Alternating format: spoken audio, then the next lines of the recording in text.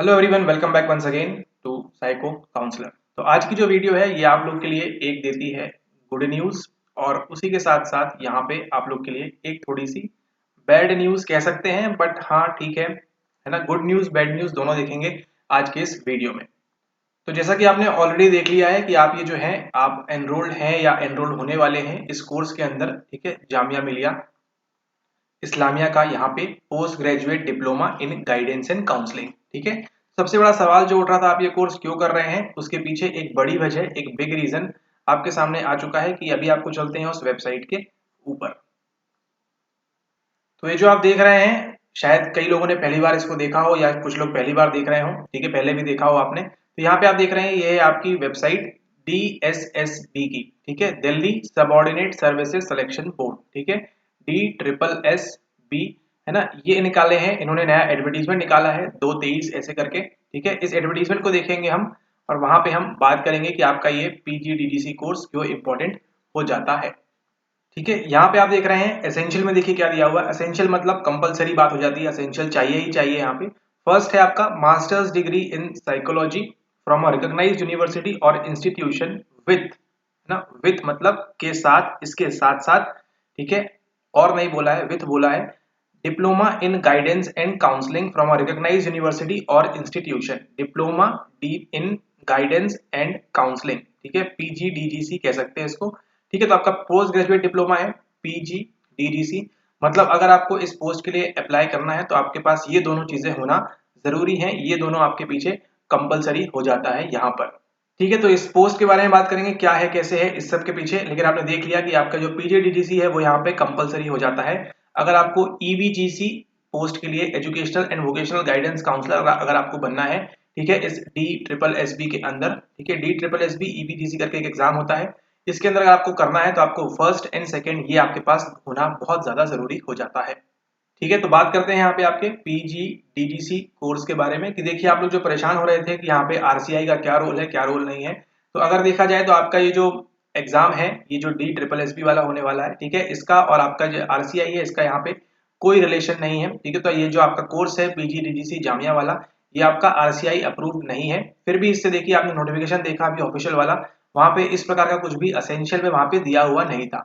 बस क्या दिया हुआ था कि आपका डिप्लोमा होना चाहिए किसके अंदर, आपका गाइडेंस एंड काउंसलिंग के अंदर आपका डिप्लोमा होना चाहिए, ठीक है। ये आपके लिए मैंडेटरी है, ये आपके लिए असेंशियल है, ये आपके लिए कंपलसरी है। प्लस आपका जो है मास्टर्स होना चाहिए किसके अंदर, मास्टर्स होना चाहिए आपका साइकोलॉजी के अंदर, ठीक है। ये दोनों क्राइटेरिया अगर आप फुलफिल कर रहे हैं तो ही आप जो है इस वाली पोस्ट के लिए जो अभी निकली है DSSB के लिए आप इसको अप्लाई कर पाएंगे, ठीक है। तो चलिए इसका आप देखते हैं कंप्लीट नोटिफिकेशन, डिटेल में बात करते हैं इसके बारे में, कब से इसकी एलिजिबिलिटी है, क्या क्या क्राइटेरिया है, ठीक है, कितनी पोस्ट है और कब से इसका एप्लीकेशन फॉर्म फिल होगा, एग्जाम वगैरह कब होगा, कैसे होगा, उसके बारे में बात करते हैं एडवर्टीजमेंट के थ्रू।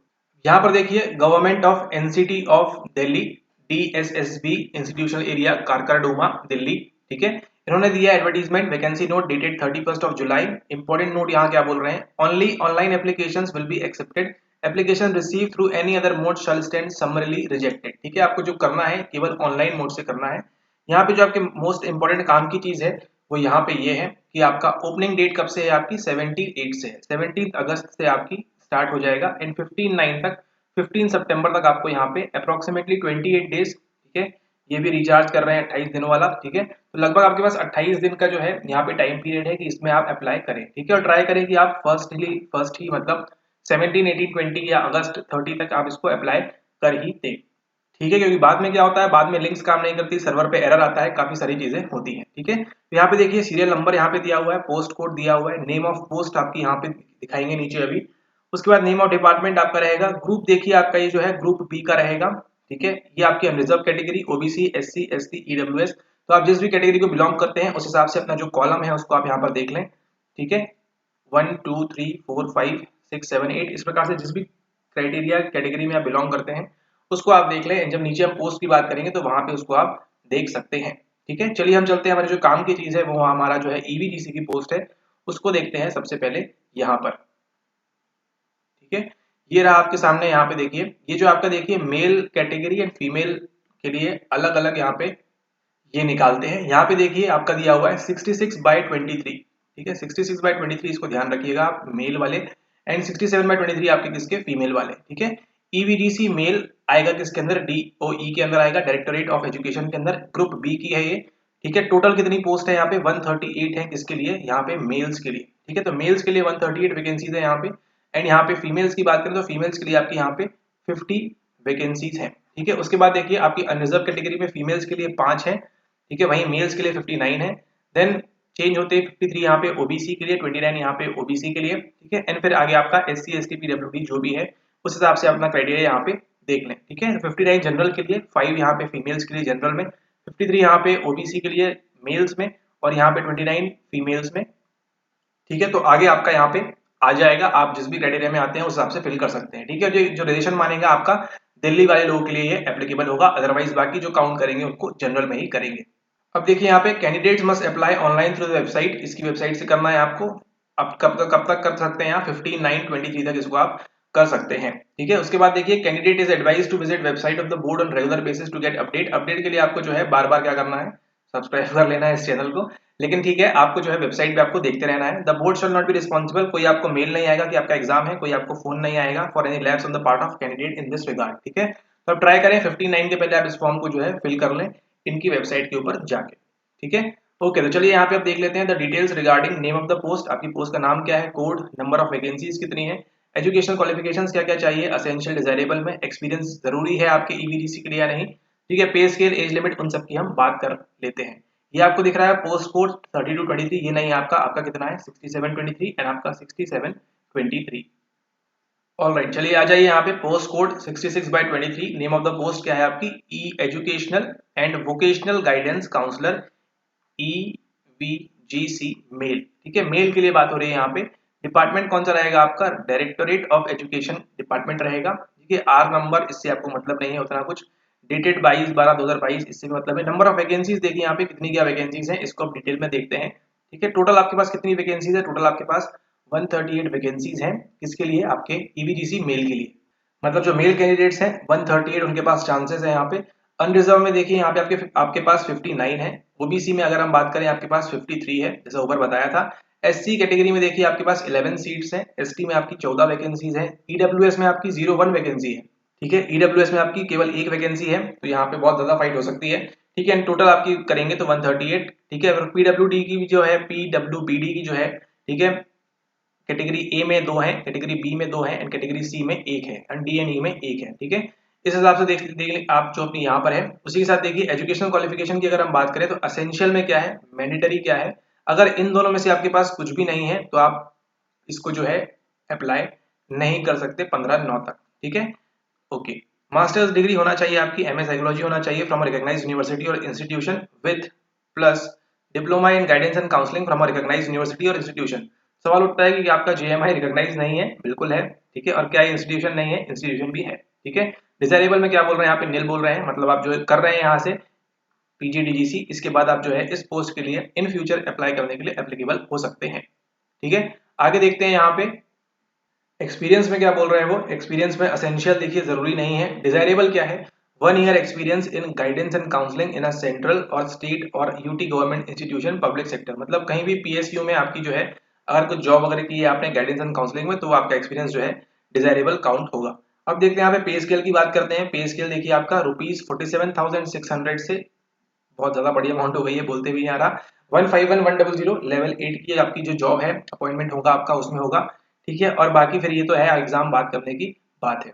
ये जो आपकी है पे स्केल, मतलब ये जो आपकी जॉब है, ठीक है, या आपकी जो वैकेंसी है ये आपकी ग्रुप बी की है।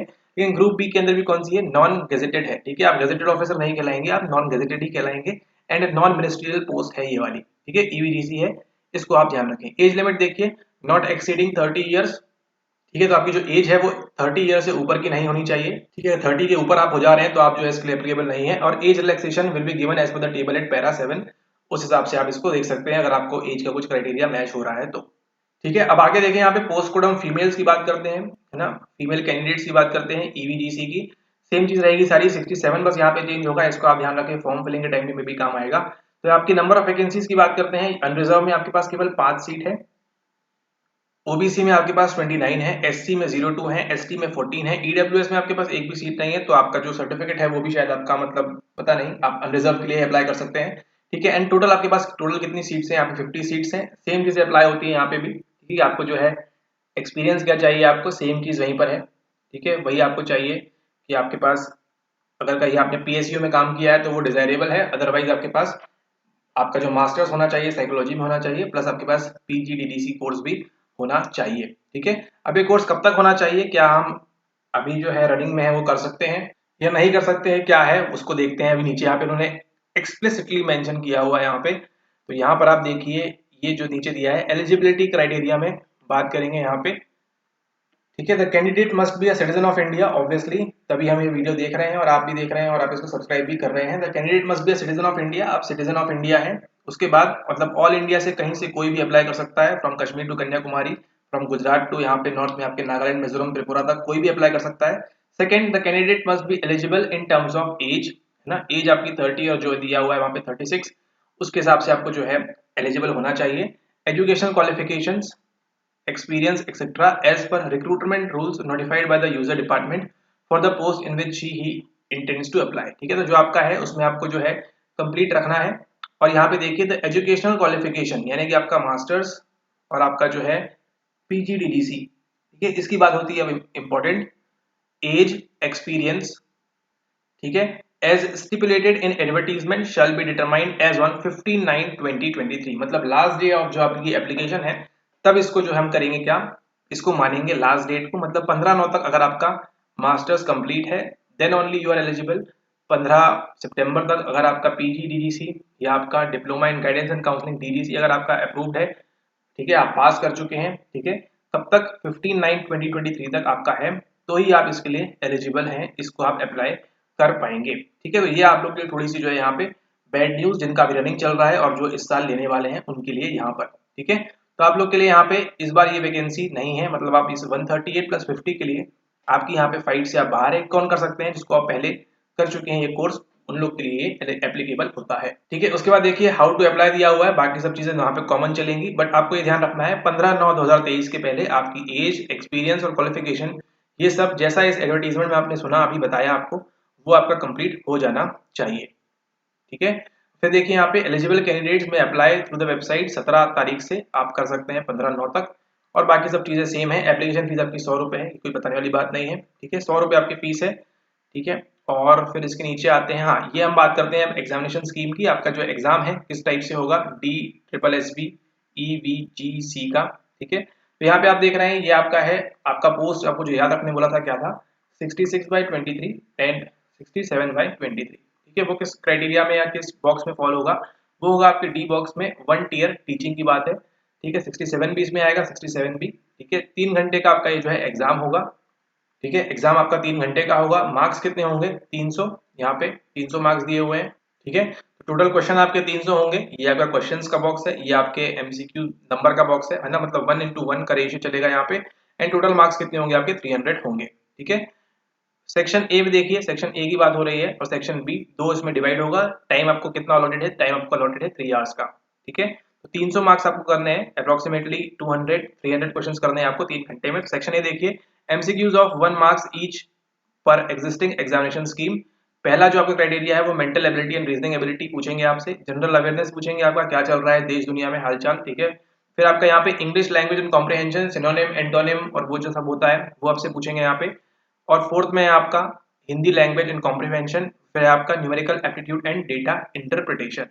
ठीक है, आपको ध्यान देना है यहाँ पे एक इंपॉर्टेंट बात कि आपको देख रहे हैं 1 2 3 4 एंड 5, 20 मार्क्स ईच, 100 मार्क्स। ठीक है, 5 आपको यहाँ पे दिए हुए हैं अलग अलग टाइप की चीजें, 5 × 20 = 100, मतलब आपको हर यूनिट से, हर इस वाले एरिया से, है ना, हर सिंगल पॉइंट से आपको जो है 20 मार्क्स का पूछेंगे, ये ऐसा बोल रहे हैं। ठीक है, तो हर ये जो है आपका English language comprehension, Hindi language की कॉम्प्रिहेंशन, न्यूमेरिकल डेटा है, इससे हर इससे आपको 20 क्वेश्चंस ईच आप एक्सपेक्ट कर सकते हैं। ठीक है, तो आपको आएगा यहाँ से हर एरिया से आपको पूछेंगे, first point, second point, third point, fourth point, fifth point, हर इससे आपको 20 मार्क्स का रहेगा, ऐसा ये बोल रहे हैं। ठीक है, 20-21 डिपेंड कर सकता है, ऊपर नीचे हो जाए, बट आपको ऑन एन एवरेज 20 मार्क्स का आपको हर सेक्शन से यहाँ से देखने मिलेगा। मतलब सेक्शन ए के अंदर भी ये जो सब सेक्शन है छोटे छोटे 5, इसमें से हर सब सेक्शन में से आपको 20 मार्क्स का पूछेंगे, ये ऐसा बोल रहे हैं आपके इस नोटिफिकेशन के अंदर।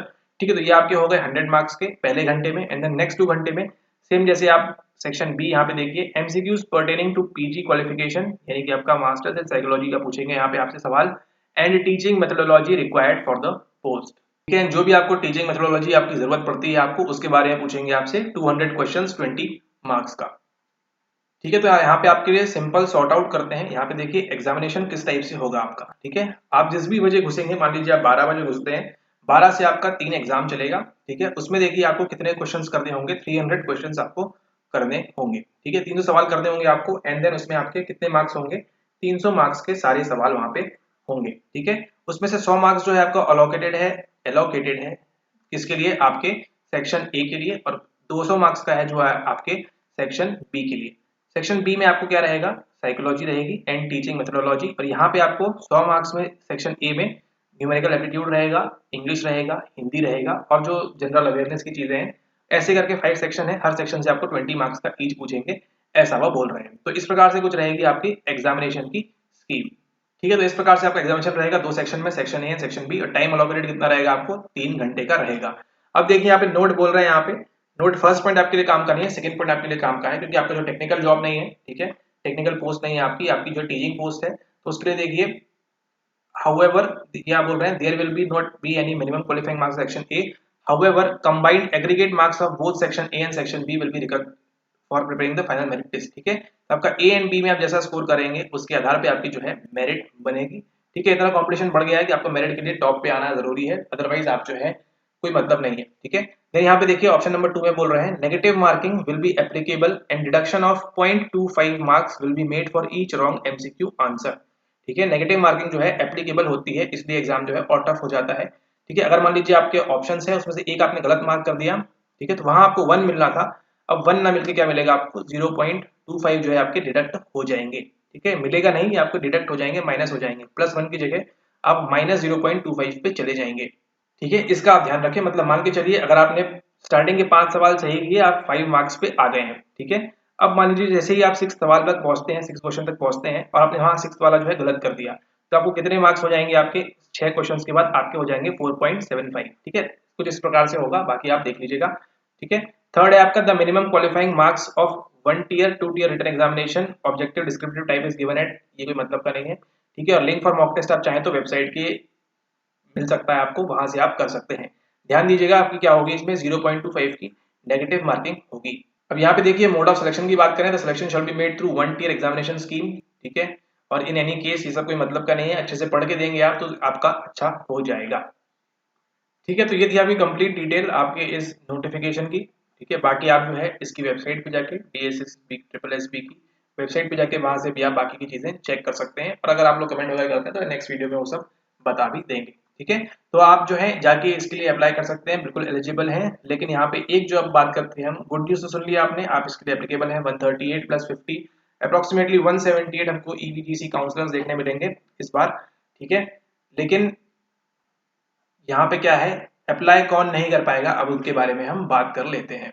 ठीक है, 188 देखने मिलेंगे यहाँ पे, अप्रोक्सीमेटली 200 हमको यहाँ पे EVGC देखने मिल रहे हैं इस बार 2023 के अंदर। ठीक है, ओके, बात करेंगे हम यहाँ पे हु कैन नॉट अप्लाई। ठीक है, अप्लाई कौन नहीं कर सकता है, तो देखिए जो लोग इस बार रजिस्टर कर रहे हैं, ठीक है, जो लोग इस बार रजिस्टर कर रहे हैं 23-24 के लिए, इनका तो कोई चांस ही नहीं है, इनका तो कोई स्कोप ही नहीं है।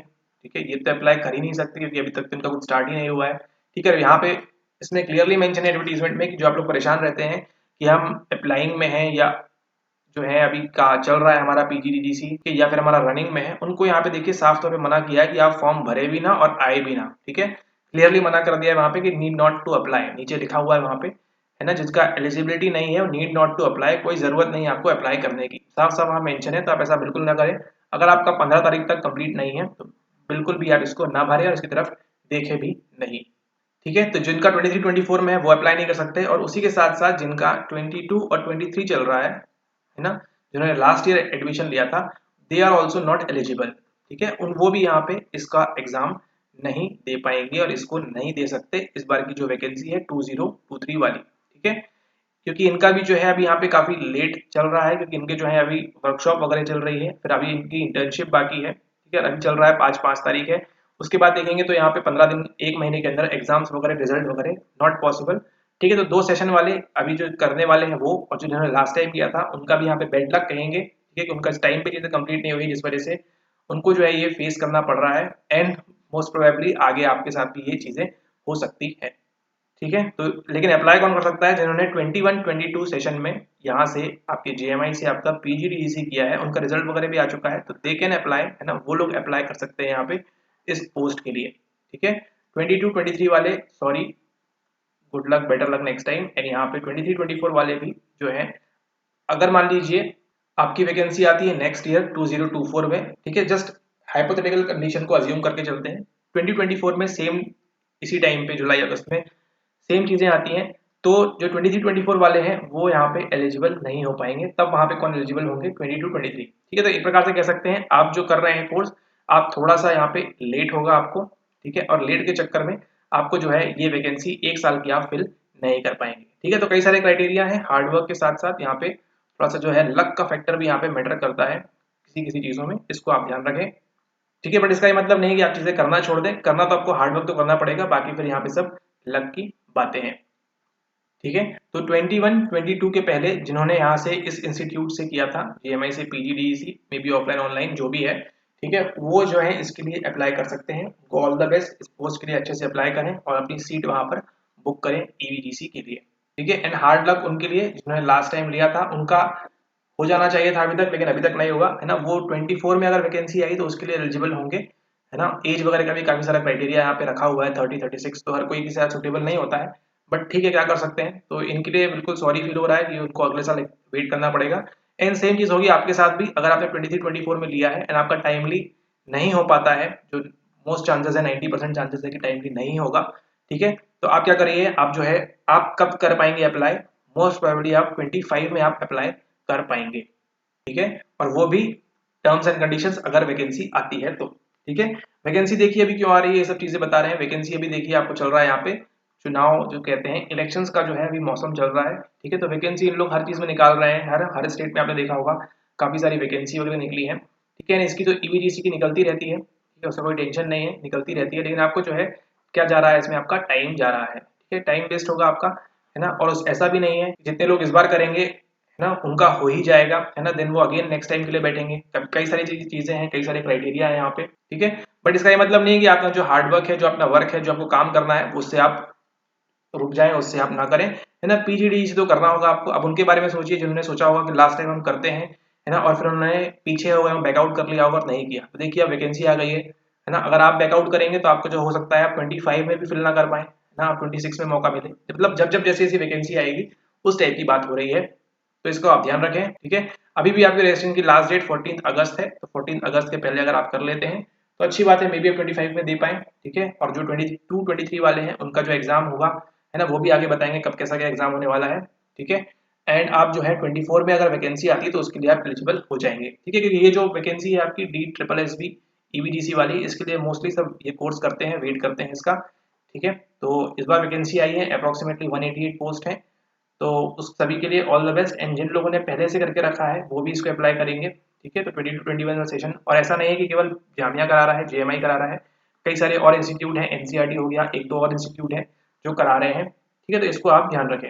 एंड आपका यहाँ पे आरसीआई रजिस्टर्ड या आरसीआई रिकॉग्नाइज्ड ऐसा कुछ नहीं मांगा है, तो इसके लिए आप बेशक अप्लाई कर सकते हैं। ठीक है, okay, I hope you like the video. आपका वीडियो पसंद आया आपको तो इसको लाइक कर दीजिए एंड शेयर कर दीजिए अपने फ्रेंड्स के साथ जो भी इस एग्जाम से संबंधित है, रिलेटेड है, DSSB EVGC से उनको दिक्कत है या समझ में नहीं आ रहा अपनी एलिजिबिलिटी और एवरीथिंग। ठीक है, एंड अगर आप जो है GMI से PGDC कर रहे हैं तो भी आप इस चैनल को देखते रहिए। बाकी आगे इस प्रकार की कुछ अगर काउंसलर पोस्ट वगैरह आती है तो वो सब भी आपको बताया जाएगा, तो उसके लिए आप क्या कर लीजिए, चैनल को सब्सक्राइब कर लीजिए। Till then take care, have a nice day ahead. काम करते रहिए अपना, है ना, एक ना एक दिन लक भी आपके साथ होगा। Thank you and have a nice day ahead, take care.